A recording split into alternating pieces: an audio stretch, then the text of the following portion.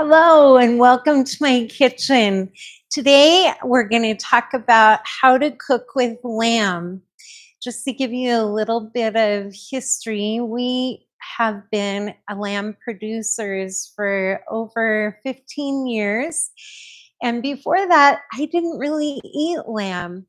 So this has been a journey for me in learning how to prepare lamb in flavorful ways that I can win the hearts of people that have never liked eating lamb. So today we're going to be preparing three different dishes using three different cuts of lamb. And I have a shoulder roast, ground, and chops.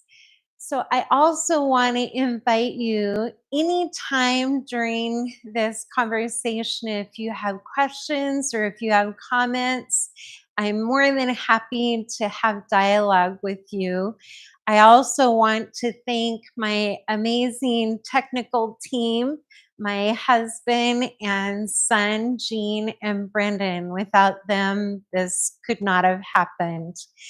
So today we're going to first tackle what a shoulder roast is.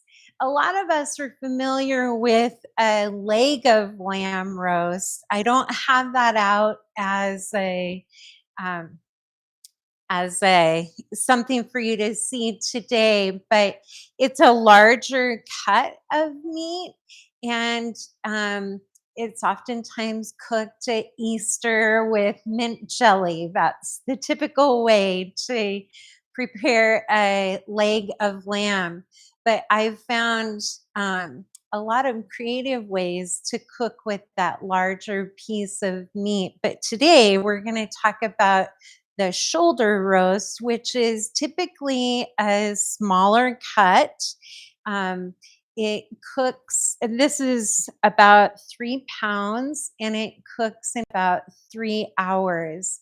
Now, for a shoulder roast lamb, you want the internal temperature to get up to 200 degrees.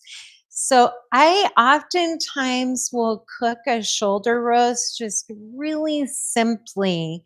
So I'm going to get a pan, and a lot of times I'll just salt and pepper it and put a little bit of olive oil on it, and then pop it in the oven at about 350 degrees, and then check it in about 2.5 to 3 hours. Um, and as soon as the internal temperature reads 300 degrees, or excuse me, 200 degrees, you're good to go. So, like I said, just a little salt and pepper, and we're ready to go. So, I'll get that in the oven. And then we'll talk about how to then present the roast once it's done cooking. So I have my oven set here. So I have found with lamb that citrus really lends a delightful, bright flavor to a lot of cuts of lamb.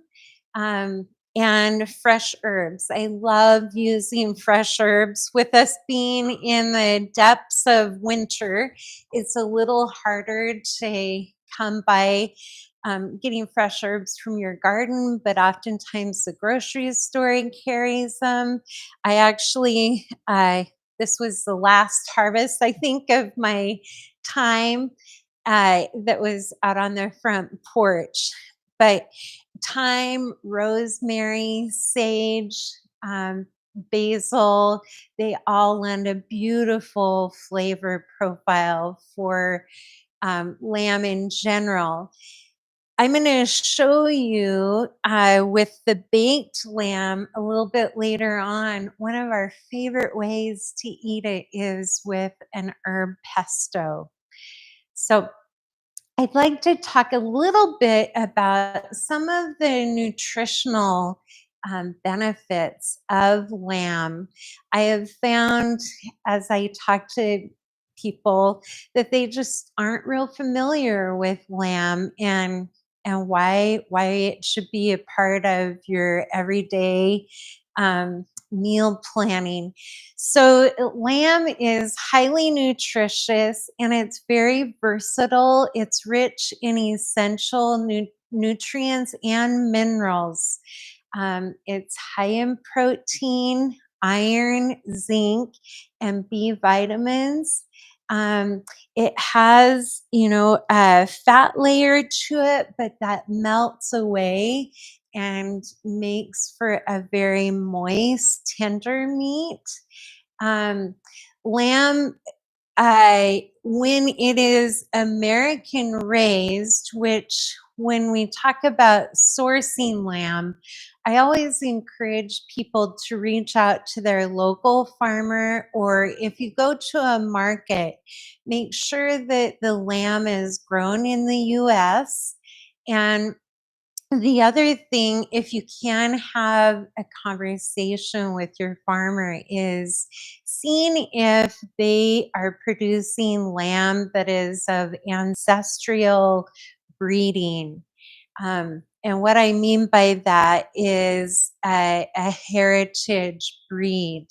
Those heritage breeds of sheep have lower lanolin content in their wool. And lanolin is an oil, and that oil penetrates into the meat. And a higher lanolin content wool is going to give a stronger, what people call mutton taste. So if you can find a lamb grower that is growing an ancestral lamb with a lower lanolin content to the wool, you're going to find a very mild flavored lamb. And I have invited people over to have a meal with us that have told me beforehand that they hate eating lamb. And I asked them if I can serve them lamb and see if I can change their opinion of it. And oftentimes, because we grow a heritage type lamb, it's a very mild flavor and they fall in love with lamb. So that's one of the purposes of me sharing today, is just to show people that lamb is a great protein source. It's very versatile, and it might be something that you want to incorporate into your weekly meal plan. So for the roast, we'll get back to that. I cooked one ahead of time, so I'll bring that over and put it on a platter, and then we're going to talk about the other cuts here. Now, I alluded to the fact that I used a um, herb mix, and so today I have a pesto that I make pesto throughout this summer and just freeze it for this exact purpose of putting it on our lamb roast. And so you can see that this is a shoulder roast that I baked earlier today. And it's just very tender. Now there's different layers um, to this cut of meat. And so just cutting through and getting the small bone out of it. And then what we love to do is just slather it in pesto.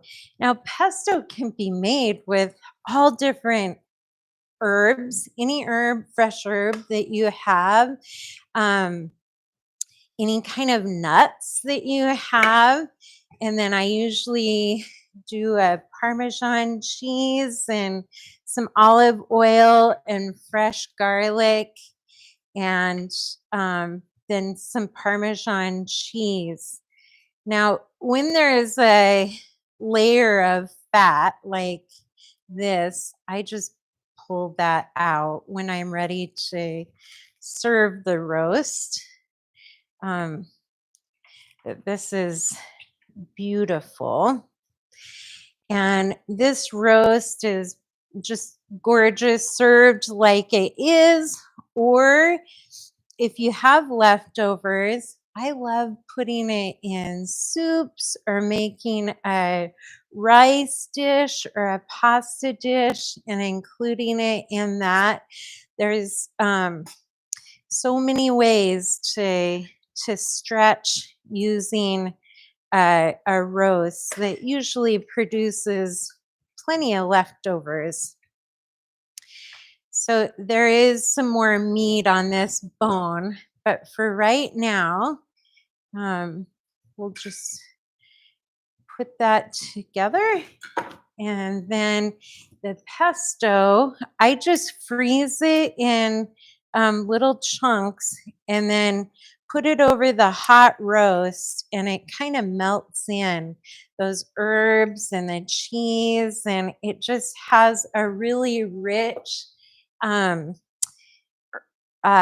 fresh flavor with the herbs, but a richness from the cheese and from the nuts. I think I used almonds in this pesto here. So this makes just a beautiful, simple, um, this is a great during the week dish that you can put a roast in right before you go get the kids from school and have dinner ready in a flash, because really it's just been baking with some roast potatoes alongside it. This is a beautiful dish. So our next dish that we're going to work on is ground lamb. And this uh, is 1 pound of ground lamb here. And we're going to make a Mediterranean flavored meatballs today. But sometimes I'll make this and just do patties, and it becomes a really versatile dish for, again, a quick meal. So uh, into the ground lamb, wine is a very nice complement to flavoring ground lamb. So I'm using a white wine here. And then these are the herbs that we're going to put in. I have some parsley and some oregano in here and some salt. We'll put that in. And then fresh garlic is always something that I like to put in with my lamb. So just mincing a clove of garlic. And then for this recipe also, some mustard, Dijon mustard. So this becomes a very flavorful recipe for ground lamb. A little bit of feta cheese and some olives and a little grate of lemon. And like I had alluded to before, I've just found that citrus is such a nice note to add to dishes with lamb. The other day, I made a roast with orange juice and balsamic vinaigrette, and it was delicious. Just that sweet, citrusy note of the orange made it just a really nice flavor for the lamb. So Once we have all that, you just mix it all up. Now, a lot of times I'll let this marinate in the refrigerator once I've mixed it up. Just let all those flavors kind of seep together. And then I'll put it put it into a meatball form or into patties and either grill it or bake it. Today we're going to bake these meatballs, but a lot of times I'll just make up a batch and freeze it as well and then have it ready for a quick meal. Get a little bit of pepper in there just for some added spice. And one of my little tricks to baking meatballs and having a consistent cook time is just to use a little cookie scoop. And this, not quite sure what size scoop this is, but it seems to be a really nice size for the meatballs. I use these meatballs once they're baked over a Greek salad or in some naan bread, which I made some fresh naan bread this morning. And this recipe is on my website.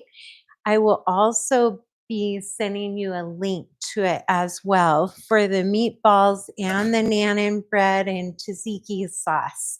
So you get the full meal deal on this one. But we'll get these formed into meatballs.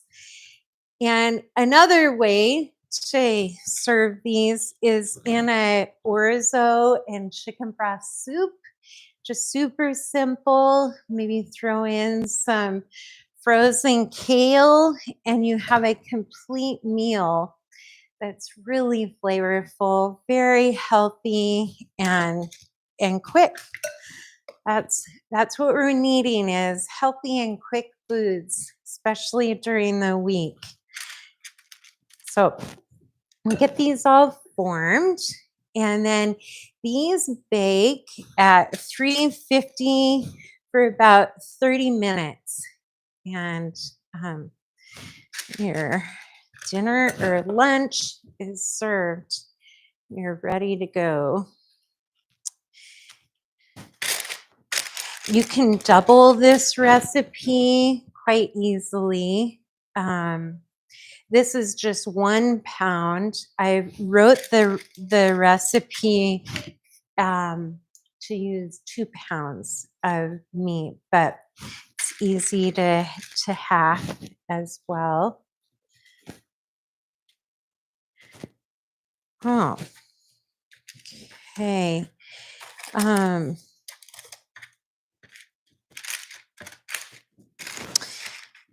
right. We'll get this going. And then our third cut we're going to talk about is the lamb chops. And that's like the fast food item of, of cuts of lamb.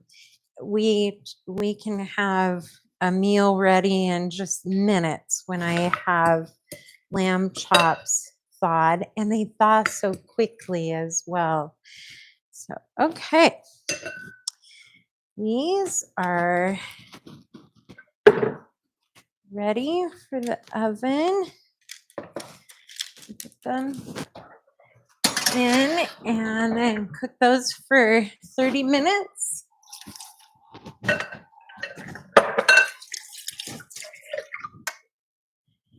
Here's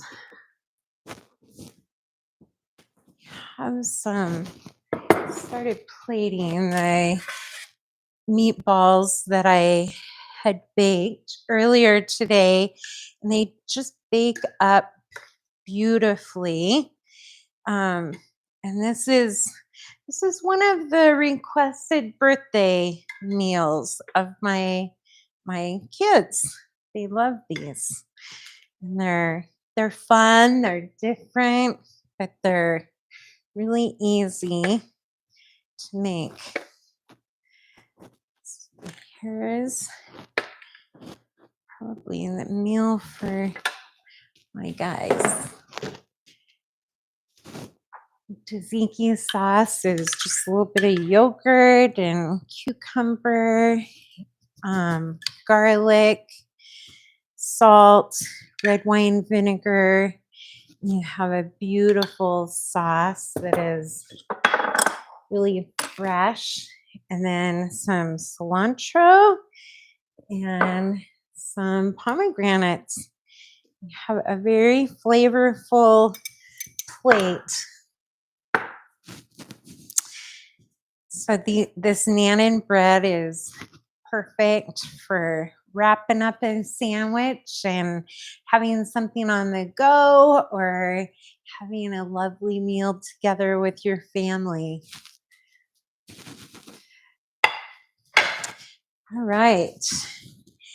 So the third dish that we're going to talk about is these lamb chops.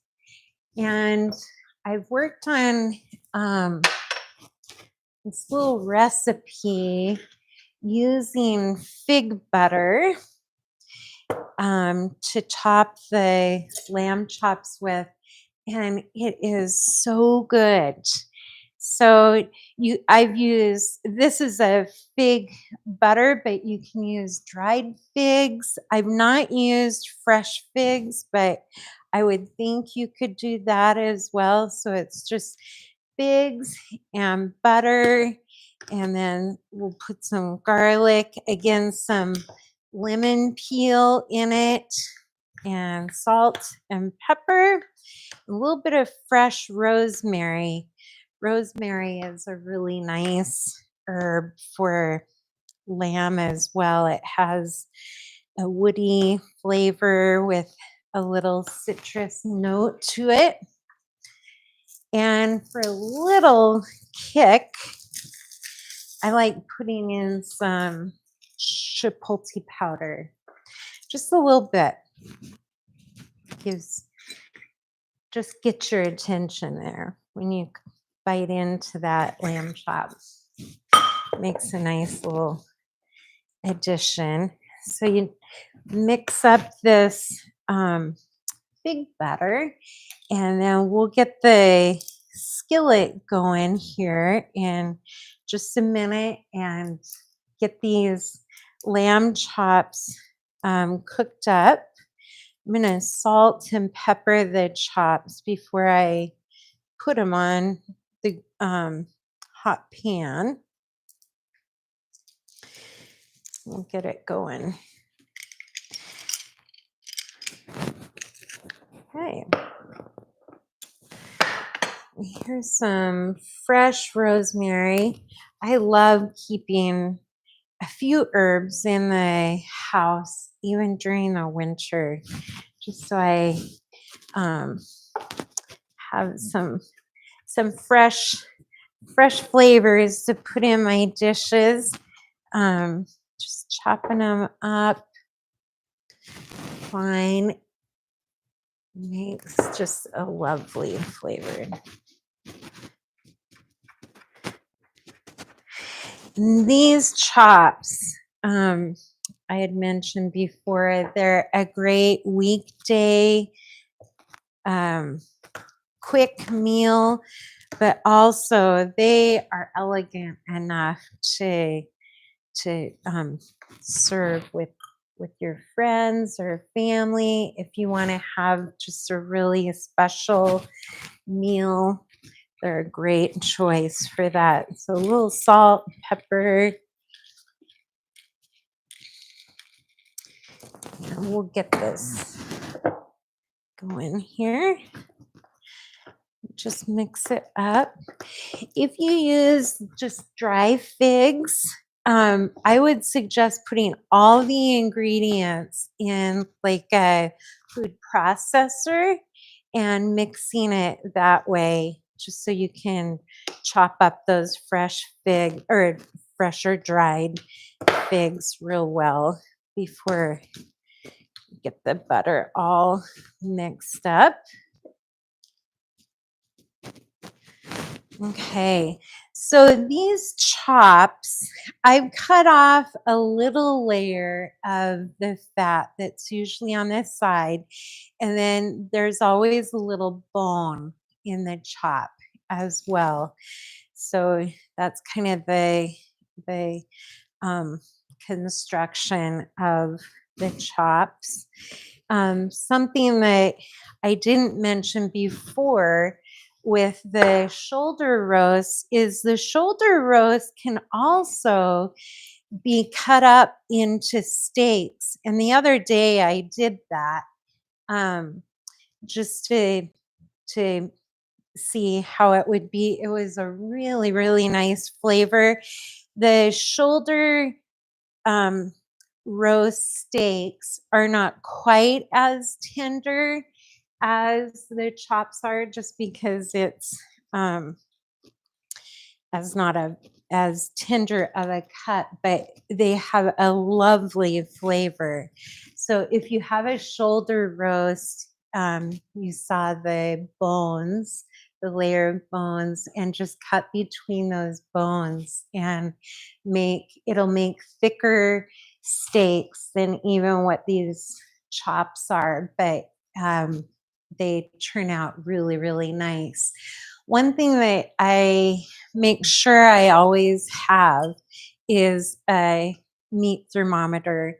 With lamb, you can overcook it easier than you can undercook it. And so for chops, you want to cook it so the internal temperature gets to 145 degrees. So it's going to be a little bit pink inside, but it is delicious and it melts in your mouth tender. So that's important. I always use the thermometer.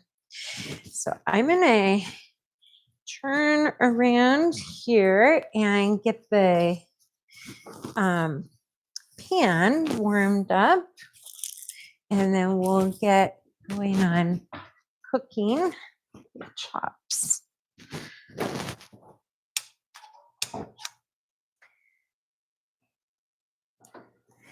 Now you want to cook these chops at like a medium high temperature, and I like to either put a little bit of olive oil or tallow or lard or ghee butter, just a little bit in the pan to so that they won't stick. But get that real nice and warm, and then they'll cook up quick. So it's good to have everything kind of lined up here.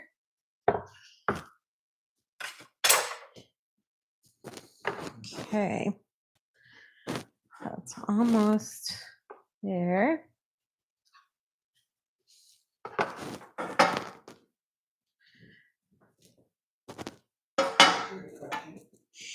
Oh, you sure? And there's a question. Do you leave the bone on the chops or cut that off too when you cook a little bit of fat off? You know, leaving the bone in the chop is a great question, and I do leave it in. Oftentimes, I don't know if you can see, it's a T shape. So here's the thicker part, and then there's just a little piece that goes down. And yeah, I just always leave it in because you have meat on either side of the bone that goes down at the in the center. So that's ready to go. And again, the biggest thing is just you want to sear, get a really nice brown sear on the chops, but you don't want to overcook them.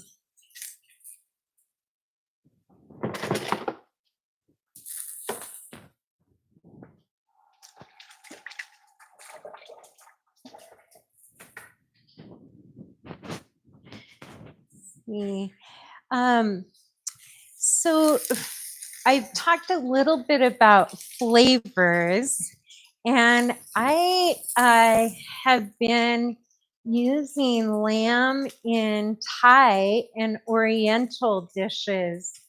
I have a recipe on my blog post for a curry Thai lamb bowl that is absolutely, it's one of our favorites.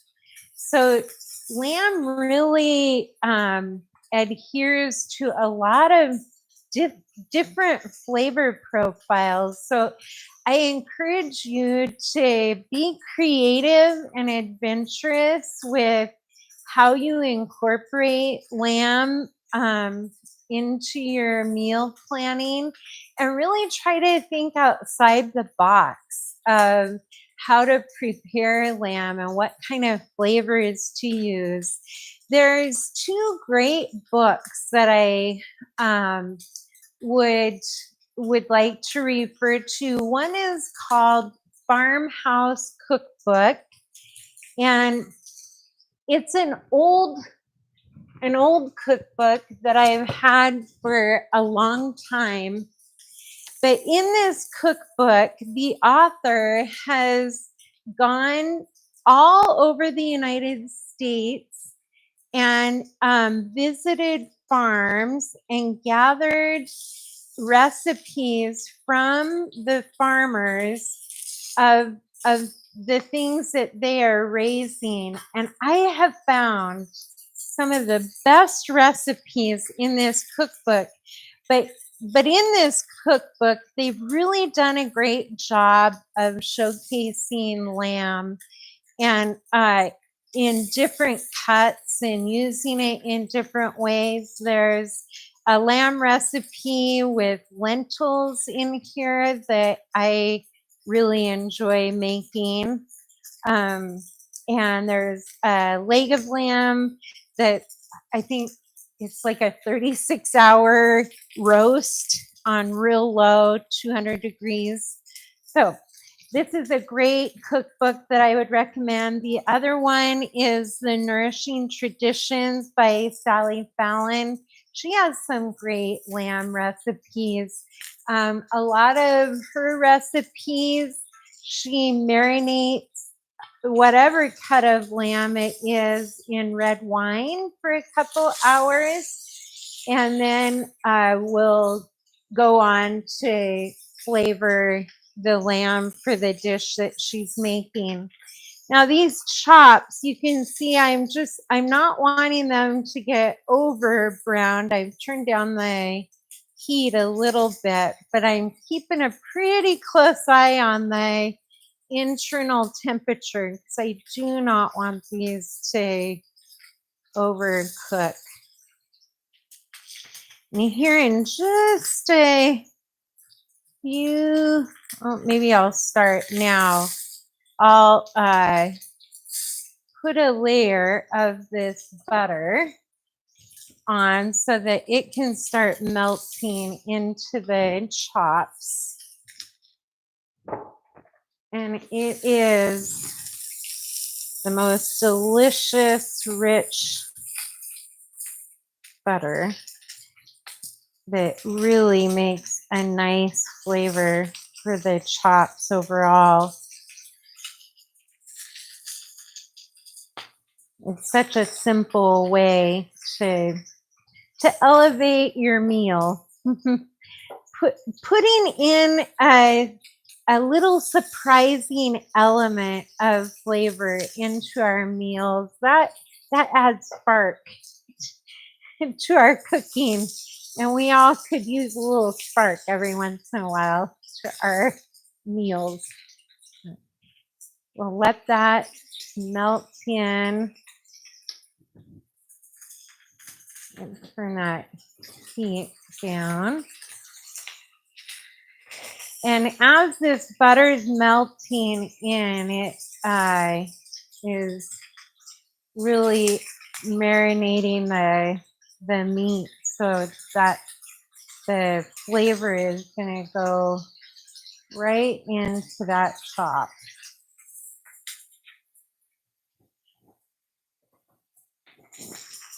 Check that temperature. Yeah.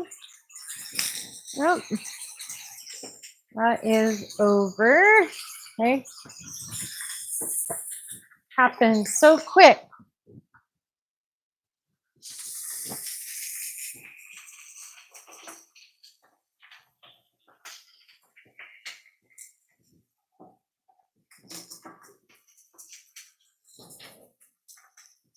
So these chops are really nice served alongside either roast potatoes or mashed potatoes, some roast vegetables, a nice salad.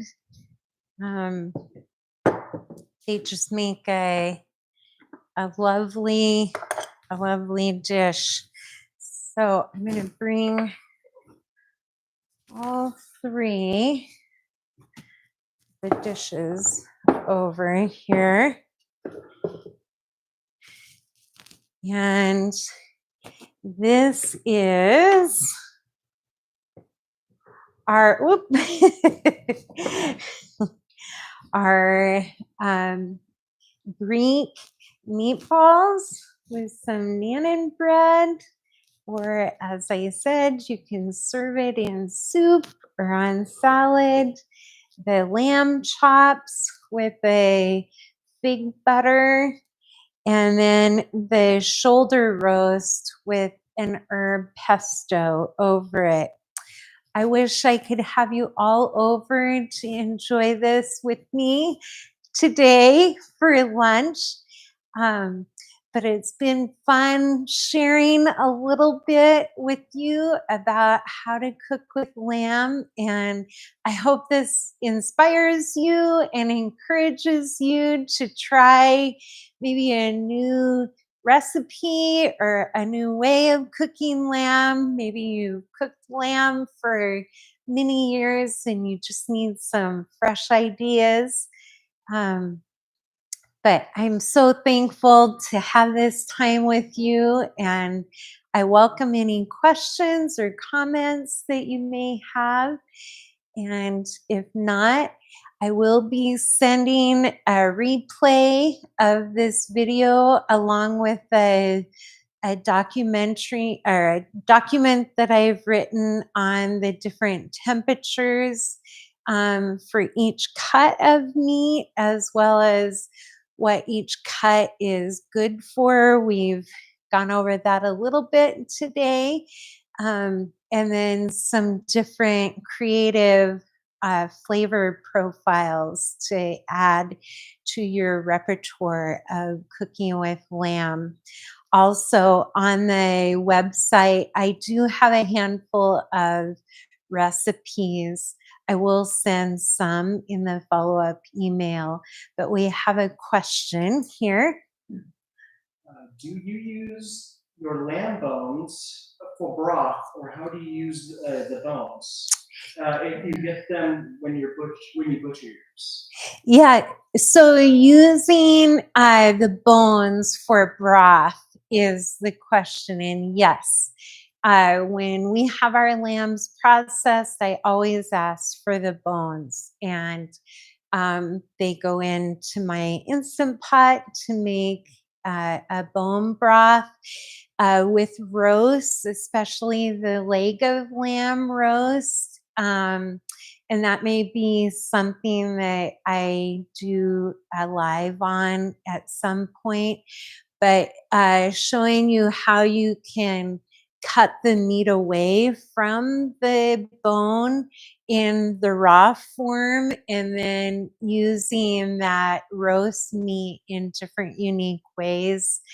But that bone is a nice size bone, and I always save the leg of lamb bones for my my stock pot as well. But I mean, these bones here, I just keep a bag in the freezer, throw these bones in the bag as soon as I get enough bones um, to warrant me, making a pot in the instant pot. I just dump all the frozen bones in with a little bit of usually onion and garlic.